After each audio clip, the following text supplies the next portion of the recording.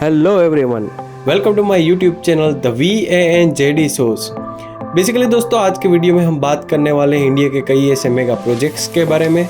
तो बिना देरी किए चलिए स्टार्ट करते हैं। सो गाइस, जिस तरीके से इंडिया की ग्रोथ इन दिनों में हो रही है उसे देख के ऐसा लगता है कि वो दिन दूर नहीं जब इंडिया भी एक स्ट्रॉन्ग डेवलप कंट्री की तरह उभर के आएगा।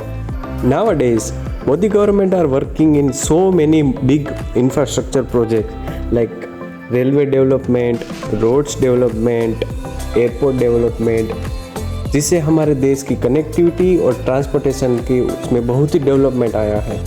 और साथ ही साथ बहुत ही बड़े डेवलपमेंट प्रोजेक्ट चल रहे हैं जिसके बारे में हम इन वीडियो में बात करेंगे। तो दोस्तों प्लीज़ ये वीडियो एंड तक जरूर देखें और हमारे चैनल को सब्सक्राइब करें। सबसे पहले हम बात करेंगे ढोलेरा इंटरनेशनल एयरपोर्ट के बारे में। Basically Dholera international airport green fields के अंडर में ही बनाया जा रहा है और जो एक ढोलेरा स्मार्ट सिटी बन रहा है उसका ही एक पार्ट है। और ये एयरपोर्ट पूरे 1426 हेक्टर लैंड पे बनाया जा रहा है। ये बहुत ही स्मार्ट एंड फ्यूचरिस्टिक एयरपोर्ट बनने वाला है जिसका फेज 1 मार्च 2025 तक खत्म हो जाएगा और after phase 1.5 million passenger per year की कैपेसिटी ये हैंडल कर सकेगा। और after completion of all the faces of airport ये 50 मिलियन पीपल पर ईयर ये हैंडल कर सकेगा। बात करते हैं अगले प्रोजेक्ट के बारे में जिसका नेम है redevelopment of central Vista. Basically इस प्रोजेक्ट के अंतर्गत इंडिया की कई ऐसी पुरानी चीजें हैं जिसको वापस से रीडेवलपमेंट किया जा रहा है, जिसमें हमारा पार्लियामेंट हाउस भी शामिल है जिसका निर्माण ब्रिटेन द्वारा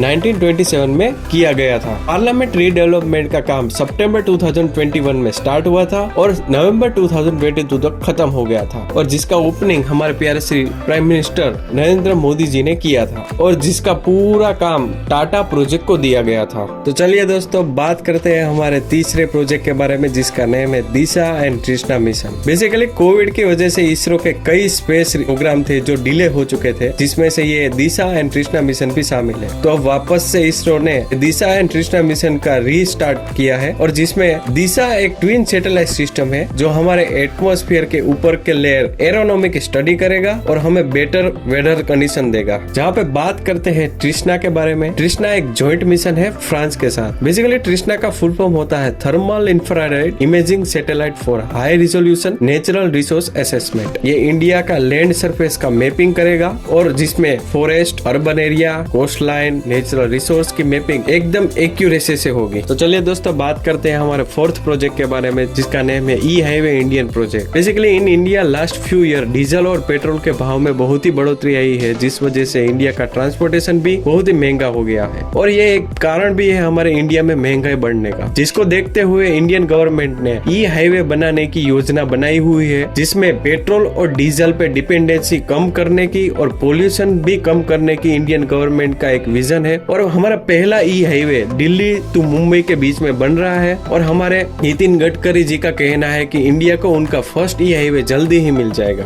तो बात करते हैं हमारे लास्ट प्रोजेक्ट भारतमाला प्रोजेक्ट के बारे में जिसमें इंडियन गवर्नमेंट का विजन इंडिया के सारे रोड कनेक्टिविटी को स्ट्रॉन्ग करने का है, जिसमें इंडियन गवर्नमेंट 50,000 किलोमीटर के रोड हाईवे और एक्सप्रेस हाईवे बनाने का गोल रखती है, जिसमें इकोनॉमिक कॉरिडोर, बॉर्डर और international connectivity, coastal road and port connectivity, green field expressway, ये सारे कैटेगरी शामिल है। इस प्रोजेक्ट की वजह से भारत के एक्सपोर्ट को बहुत तेजी मिलेगी और कई सारे लोगों को रोजगार भी मिलेगा। ऐसा एस्टिमेट किया जाता है कि ये प्रोजेक्ट खत्म होने के बाद अप्रोक्स 22 मिलियन लोगों को रोजगार और 9,000 किलोमीटर के इकोनॉमिक कॉरिडोर और 6,000 किलोमीटर के इंटर कॉरिडोर के साथ कई सारे रोड्स बनाए जाएंगे। तो चलिए दोस्तों आज के वीडियो में बस इतना ही। आज का वीडियो यहाँ पे खत्म करते हैं। अगर आपको वीडियो अच्छा लगा तो लाइक, शेयर और सब्सक्राइब करें और अपने दोस्तों के साथ भी शेयर करें।